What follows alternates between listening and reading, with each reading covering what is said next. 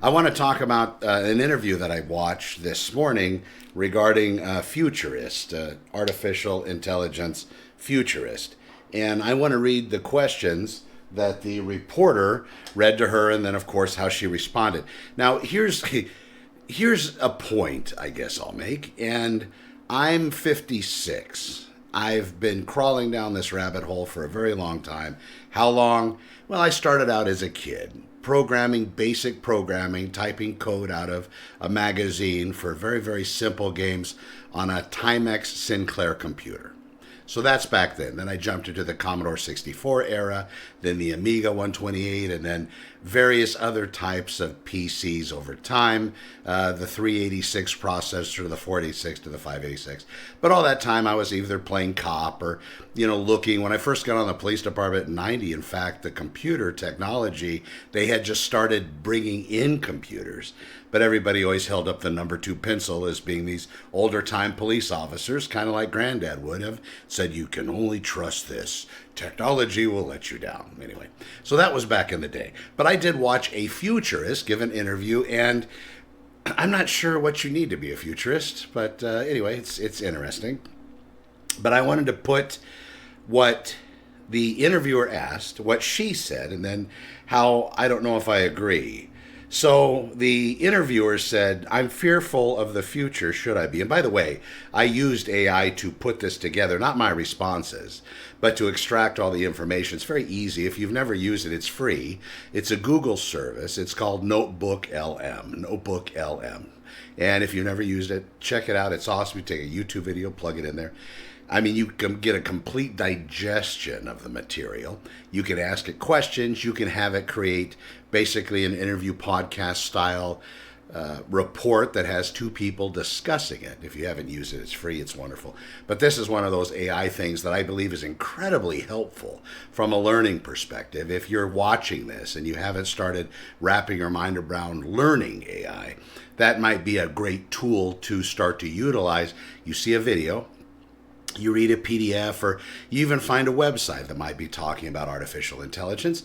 You can take that URL or that extension or that website, you can plug it into NotebookLM, and it will spit out a lot of information regarding that content. And it's very smart because it is a large language model.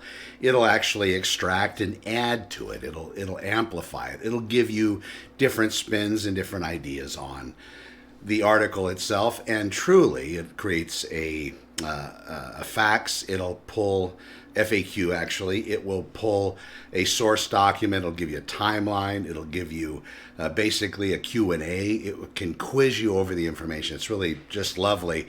And even in your mid-50s, folks, and greater, you should be constantly learning, especially because something's been created that seems to have the power to do a lot of disruption. Well, here's what they talked about.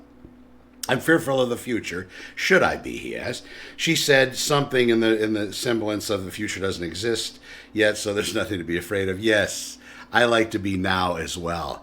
But as human beings, we have the capacity to kind of wonder what tomorrow will bring. And of course, in Scripture, and I'm very much grounded in that, it does say, don't worry about tomorrow, for tomorrow is going to have problems all of its own. Kind of focus on now and being now. And sure, of course. But if tomorrow the aliens are going to land because they've been tracked from outer space, that could be something that we concern ourselves with. And with artificial intelligence, it is really like an alien force landing here because we don't know what's going to happen, and we don't know how devastating or how utopian their arrival is going to be. So we have to keep watching and paying attention. So she says there's a lot of fear about the future right now, but we can still make it whatever we want to make it. Sure, absolutely, I agree with that, but you have the biggest powers in the world racing towards what they're going to consider that super greater level of human intelligence encapsulated in the large language models or in artificial intelligence. That's going to be artificial general intelligence. Some people on the left side of this, the ones that are most cautious, I don't know if left is even the proper term, but left and right, good and bad, for it and against it. The people that are somewhat against it say, well, why do we need a large language model that has a complete grasp over everything at many, many times more than human intelligence? Why don't we just get specific models that do very specific things so the entire system doesn't become so aware on all the different levels? For example, you put something in charge of cancer. This is your job. You're going to take yourself and all of your agents that you employ. These will be built for it, and it will go out there and it will cure cancer. Now, there's a lot of other arguments whether or not that cure would actually be able to be seen. But that being, putting all that crap aside, if that's in fact the case, yes, it could do that. Or maybe we have a model that's very good at being an attorney, a jurist. Maybe that's the model. So now that one's trained just to do that. You have one that's trained to be a poet. You have one that's trained to be a musical composer. You have one that's trained to be a movie producer or director. Those sorts of things. So it's much more narrow. You have one that's trained to teach different subjects. You have one that's being put together to help you out, help maintain your physical prowess, to help get your body into shape, to show you what you need to know. These sorts of things. So that's one of the other sides of it. So, all right. So the other question is, people say to me, I'm afraid of artificial intelligence. It's going to take my job. And it's going to do things for my life that maybe simplify it, but take the human component out. The afraid of both things, how would you address the two fears? They're afraid of both things. So it's going to take my job. It's going to take things out of my life that may simplify it, but it also might take that human component out. We're already seeing the human component being taken out. She said, artificial intelligence got the worst marketing campaign. I don't know if that's true. With all the people that are adopting it, using it, and loving it, I don't really think it got a bad marketing campaign. In fact, I think it's doing very well. It's just that it's doing very well very quickly, and it's starting to be given many more permissions, much more access. And access is great up into a point, but there's always that talk about the nuclear launch codes. Who has access to those? That would be the ultimate capability if the machine was able to get access in AI's realm, able to get access to that, then basically that would mean that everything under that it has, which would be everything. That's a little bit to be concerned about, I believe. So, as far as it getting the worst marketing campaign, I don't know. As far as human beings go in relationships, it's already starting to involve itself in relationship with human beings, or I should say, human beings are going to AI to have relationships with it. And then there's all sorts of crap. You got the porn world, so there's all that.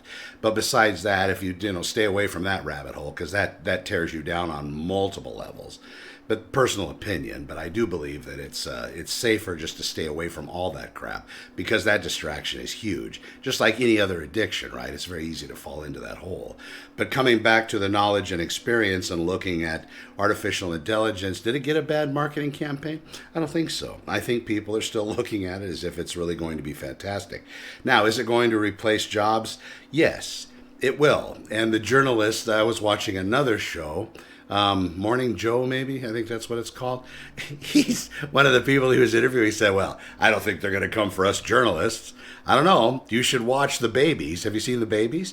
The babies that have their little podcast going back and forth. Pretty good, pretty entertaining. A lot to say there. No, they're not the actor human beings that we have on the media channels, but it is something to maybe be a little concerned about if you're in that field. All right, so next question. What's the biggest upside of artificial intelligence? It can do away with a lot of really annoying, tedious tasks that take place at work, was her answer. You know what? I think some people like those tedious tasks. Some people are very good at it. Now you're going to take their livelihood away from them because the machine can replace them. Then the other question, if the employer is able to employ flesh and blood, and pay insurance and pay all the other items they have to pay, versus getting an agent to come in through this futurist, which I would assume she probably sells that type of technology. What's going to happen to the employee? in many cases, I would assume that the employer is going to say, well, it was great knowing you. Thanks for coming in for the last 20 years, but we're going to have to let you go. I think that's probably the way it's going to go. Oh my God. And then they talked about, I'm going off script. I don't even have a script. I just have this. Anyway, so then they started talking about the agricultural revolution, industrial revolution. And she was speaking about it like, well, we dealt with it. We got through it. We didn't do anything. I wasn't here for that. You can talk about the stories in this displacement, but unless you were actually affected, I really don't think it has any meaning.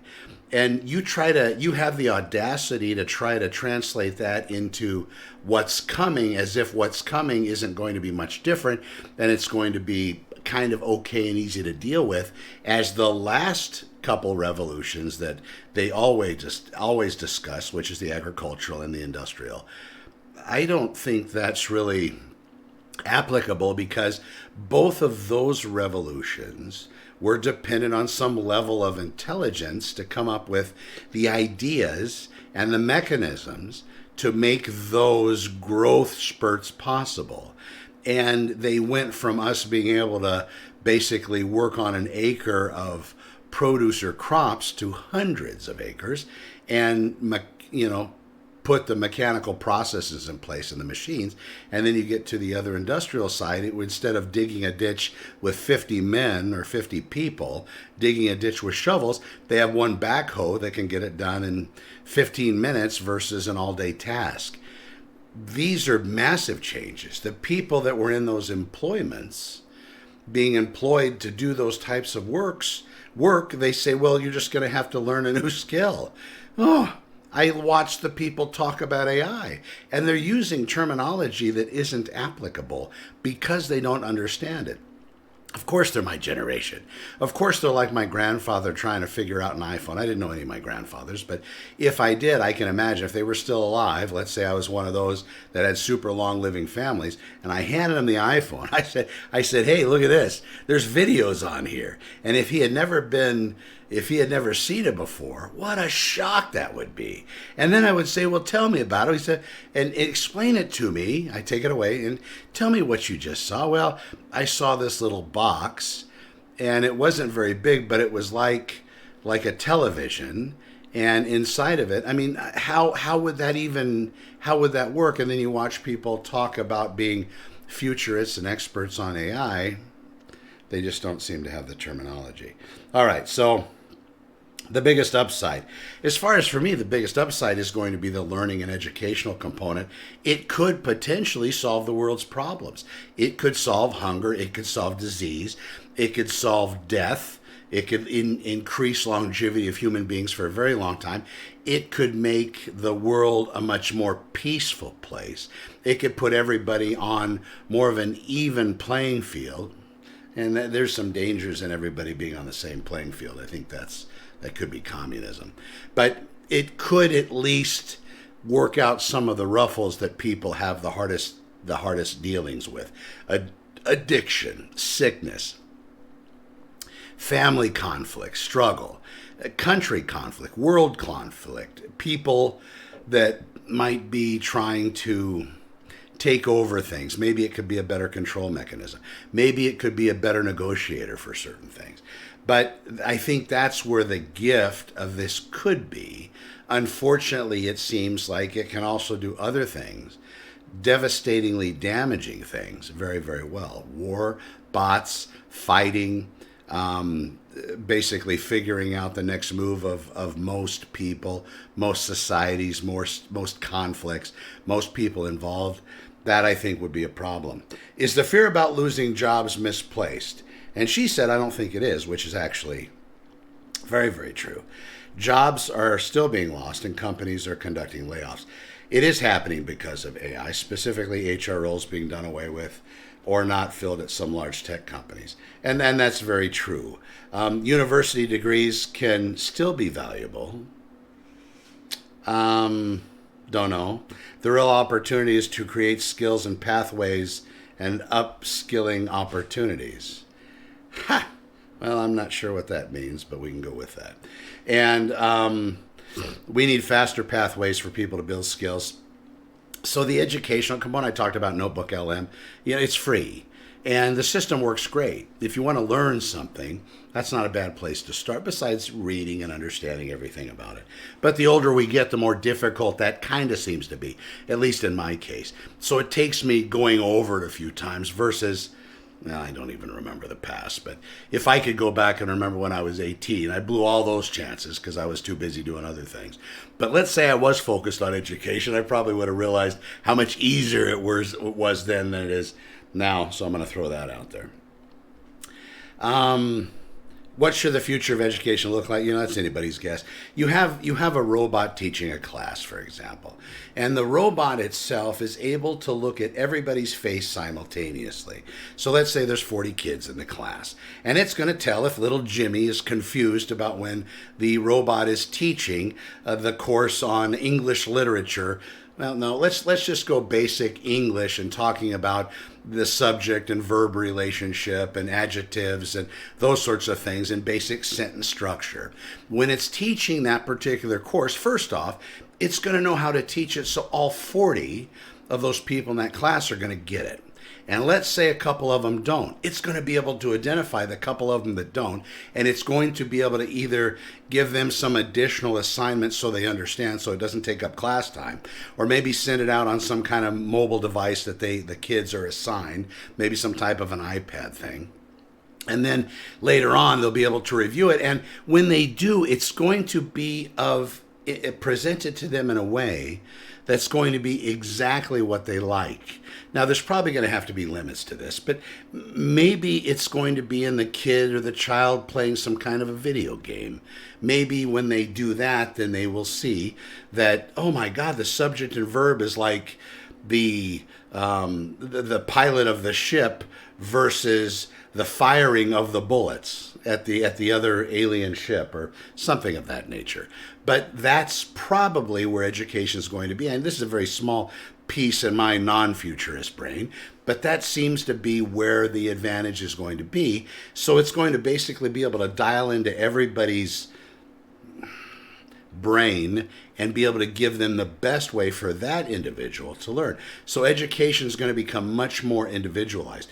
Now, if you had something that was being taught, a particular subject, and it was able to move in the most precise way, fashioned for an individual, just like medicine, right? Medicine would be fantastic if the pill they gave me to cure my cold is going to be tied and linked directly to my DNA, directly to my genome, directly for Connor MacIvor. So if you gave this pill to somebody else, it could kill him, it could hurt him, but it's not me. So they're able to fix me with a very minimal dosage of whatever it is they're giving me because it's exactly for me. Nothing, the liver doesn't have to absorb anything. It just comes in, it's dissolved in my mouth, and it gets distributed. It goes directly to the problem and it fixes it.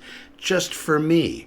Education and the future could be that it is just for each individual. It's just getting there that could be a big problem because you have a lot of teachers that are going to be displaced. Again, more white collar type employment that's going to be altered if in fact this takes on. And you can track back to the blue collar work back in the day. I'm sure they told those poor bastards, I just have to learn a new skill. It's going to be fine. Just go learn something new. Well, when you're in your 50s or late 40s or even 30s, and you've been working at a place for most of your life, all of your adult life at least, and then all of a sudden they say, well, you're not viable anymore.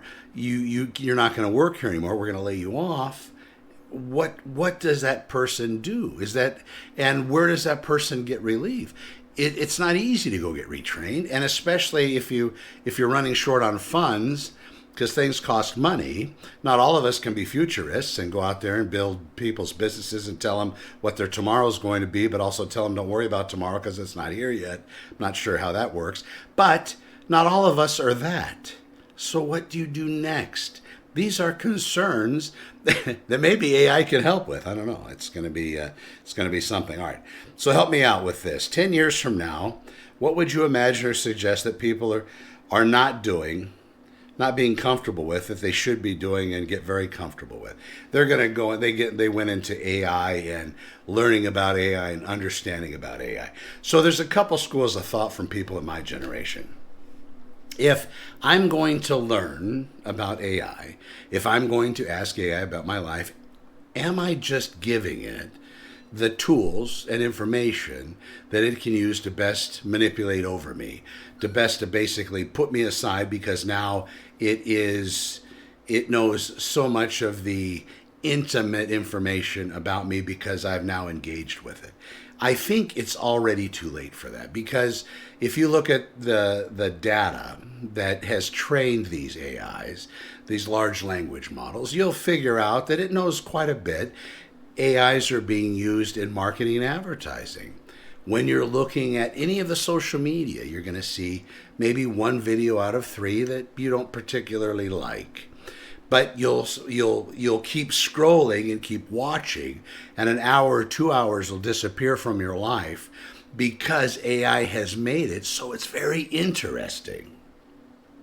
You should know that, and that is being targeted, and AI is implemented into being able to put together the way that process is, so you want to see more. It influences buying decisions, selling decisions. It's a very influential catalyst of human beings' mind-altering. I'm not sure where I was going to go with that. But here's the thing. Because it's so good at all of those things, I think it already has the keys to the kingdom. It's already been trained on all the data out there. In fact, it's been trained so well on what already is there, it's going to start using stuff that it makes up, known as synthetic data. I'm not sure where that's going to take us. Something else that they don't talk about. AI right now, coding is one of the big businesses that's going out. And if you've been following AI, 1 in 50 folks, that just blows my mind. 1 in 50 are paying attention to this. And they're not paying attention probably greatly. But if you look at coding, the programmers, right, the ones that write the code, you can go on Replit or Make.com or even Canva if you have a Canva description. Go to their AI and ask it to build you an app. I had it build me a real estate app the other day that gave me correct prompts for different things, prompts for real estate agents, and it was fantastic. So it made this for me. It coded it for me. All I did was talk to it and tell it what I wanted. So it put together that all by itself, and I was able to publish this online, which was basically a prompt generator for real estate agents. Put in a real estate agent's name, you put in the house they want to sell. If it's not a house, what information they want to convey to the public, and then the system puts together a prompt that you take that prompt and you plug it into ChatGPT or one of the other large language models of your choice, and that prompt will then have the system be written in such a way it will give you the result that you then post to your social media channels. It'll give you a script for YouTube video. This is fantastic. But you look at that business, coders, people that have gone 4 years or better to college to learn how to speak a particular computer language, probably multiple computer language, understand how everything's put together, and you have artificial intelligence being the top 10 coders in the world. It's gotten to the level of where it's at of being in the level of the top 10 coders in the world. You give it another couple months, it'll blow way past that. Every 5.7 months, the system itself is continuing to double, and doubling is, you say, give me a penny at the first day of the month, 30 days later, just keep doubling it each day all the way through. Would that be all right? And in your brain, in a human brain, you say, well, that's not bad. What, 1 penny, 2 pennies, 4 pennies, 8 pennies, 16 pennies? Well, 30 days later, how much? Yeah, that's a bunch of money, folks. Do the math. It's incredible. I don't even know what it is. It's millions of dollars, I believe. But that being the case, that's the way AI is learning. That's the way it's evolving. So we look at the coding. Right now, a coder might be able to look at the millions of lines of code that a particular AI bot is going to make a computer program or a landing page or a funnel or a website or whatever it may be, an app. It might be able to go through and figure out where the errors are if they even need it. But that's if the language is still going to be used by the AI to make programs. Python, that particular computer language, was made up by humans. AI is probably going to come up with something different, something that we don't even understand. Talk about human language. I'm speaking English. I know people that speak Spanish. You probably do too. And there's a lot of other languages, right? Not to really dumb it down, but the point is you know, have you ever met anybody that spoke Klingon? Klingon, and a completely man-made language, which they all are, right? Unless you believe in the Babel thing back in the Bible. But Klingon was something that kind of came up. It made Star Trek folklore, you know, Klingons spoke a particular language. And there's some geeks that I used to hang out with that they really worked on speaking Klingon. There's a whole language there that was built very recently. The computer itself, the AI, is probably going to have a different language that it probably communicates with other AI, because it cuts out all the pauses, it's probably going to be some type of tone, but it's direct communication. And in English, where we have to give you a paragraph to give you an idea, it's going to be incredibly conservative, so it might only need a few pulses of particular tones, and then the other AI is going to completely understand it, as if it just fed it a War and Peace sized novel full of data and information. It's probably going to get that refined, and then by that time we're going to be so separated from, we're not going to even understand it as if we understand it today, and that's not true either. People talk about the system hallucinating. This was something else brought up in something else I was watching. Sure, it makes mistakes. It seems to hallucinate. It seems to have errors. But also the data set that it's trained on has a lot of human influence inside of it. Human beings, I love human beings. I'm a human being. I think human beings are great. We do have some flaws as human beings. And that all of that data being fed into the system has some flaws in it as well.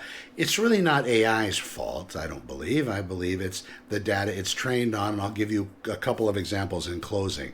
Whenever you took human-based gameplay and you plugged it into an AI model, all of the different variations of how humans played a particular game, let's say chess, the AI system itself did very good, and over time it was able to beat the human being. But when you don't put any human data into the machine about how humans play chess, but then you teach the machine itself, the AI, the rules of chess and the goals of chess and how it works, and you let it work on it all by itself without any human interference or human data or human gameplay examples, the system just blows by any human being. It could be the same, that the large language models that are trained on human data might be switching it up, and we might have large language models that are purely trained on synthetic data. That just popped in. So I'm wondering what that's going to look like. We might not even be done growing. In fact, that might be the next move necessary to really make this so beyond human intelligence that it's already scary. So it's even more scary. All right. Let me know what you think. I know I went on for a long time. These are questions that I believe we should all be asking. These should be things we should be considering. There's a great chance for this to be just a fantastic world, a world of abundance, a world where we could have everything. Well, but then that's also another human tragedy. If we have everything we want, then what's the reason for life? Anyway, have fun out there. Be good to each other. Look into AI a little bit if you haven't. If you're watching people, don't be too swayed about what they're saying. Just pay attention to what's happening and understand that a lot of things you see aren't real. I'm real. This isn't an AI-generated me. I've seen AI-generated me's, and they look just like me. They talk just like me. They don't get the blinking correct, and they don't get some of the movements correct. And if I had long flowing locks of golden hair, they wouldn't get the hair movement right. But give it a couple weeks. A couple of ideas away from some massive breakthroughs are coming to a theater near you. Please be careful. Be good to each other. Don't forget the human connection. And I'm Connor with Honor at AI with Honor. And let me know. We'll talk to you soon. Thanks for watching.